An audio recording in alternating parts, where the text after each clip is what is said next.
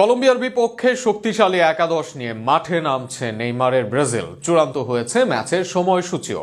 আবারও ব্রাজিলের 10 নম্বর জার্সি থাকবে নেইমির গায়ে। বিশ্বকাপ বাছাই পর্বে হাই ভোল্টেজ এই ম্যাচ কখন ও এই ম্যাচে ব্রাজিলের সম্ভাব্য একাদশ নিয়ে বিস্তারিত থাকছে প্রতিবেদনে।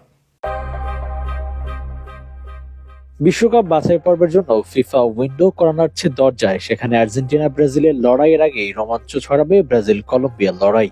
এবার নির্ধারণ করা হয়েছে তার চূড়ান্ত সময়ও। এদিকে কোপা আমেরিকার কথা ভুলে এবার বেশ শক্তিশালী একাদশ নিয়ে মাঠে নামবে সেলেসাওরা। দলে অনেকদিন পর ফিরেছেন দলের সেরা খেলোয়াড় নেইমার জুনিয়র। ফলে ব্রাজিলের ম্যাচকে ঘিরে ভক্তদের মাঝে আছে আলাদা উন্মাদনা। সেই উন্মাদনা তাই দর্শকদের আগ্রহের কেন্দ্রবিন্দুতে ম্যাচের সম্ভাব্য একাদশ।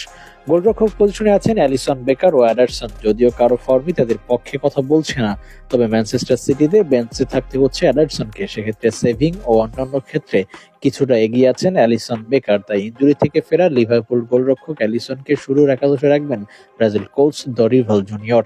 সেন্টার ব্যাক পজিশনে এসিএল ইনজুরিতে এডের মিলিতাও, তবে তাতেও ব্রাজিল দলে অপশনের অভাব নেই। সেখানে ক্লাব ও জাতীয় দলে নিয়মিত পারফর্ম করা আর্সেনালের গ্যাব্রিয়েল মেগালাসের থাকা নিশ্চিত অনেকটাই।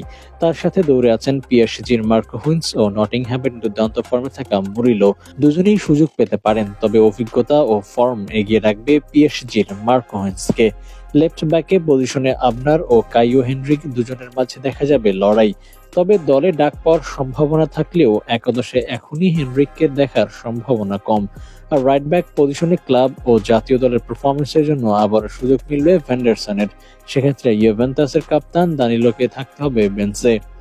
4-2-3-1 ফরমেশনে দুই মিডফিল্ডার নিয়ে মাঠে নামতে পারে ব্রাজিল দল। সেক্ষেত্রে দুই মিডফিল্ডার হিসেবে সুযোগ পেতে পারেন ব্রাজিলের লিগে খেলা গার্সন ও নিউক্যাসলের ব্রুনো গিমারেজ।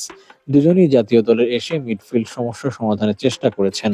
এর বাইরে দলে মিডফিল্ড হিসেবে একাধিক খেলোয়াড় ডাক পাওয়ার সম্ভাবনা থাকলেও মূল একাদশে দেখা যাবে এই দুজনকেই।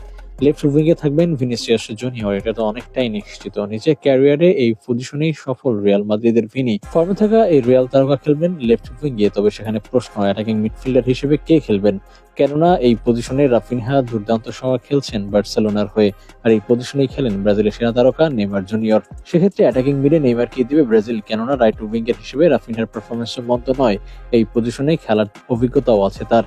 আর নেইমারের ক্রিয়েটিভিটি আর অ্যাটাকিং মিডে বেশি দক্ষতার জন্য তার সর্বোচ্চটা ব্যবহার করতে চাইবে ব্রাজিল। এদিকে সুযোগের অপেক্ষায় থাকবে অ্যান্তনি রদ্রিগোরা। এদের সাথে নাম্বার 9 হিসেবে দেখা যেতে পারে ইগর জেসুসকে। আগামী মাসের 21 তারিখ ভোর 6:45 কলম্বিয়ার বিপক্ষে মাঠে নামবে ব্রাজিল।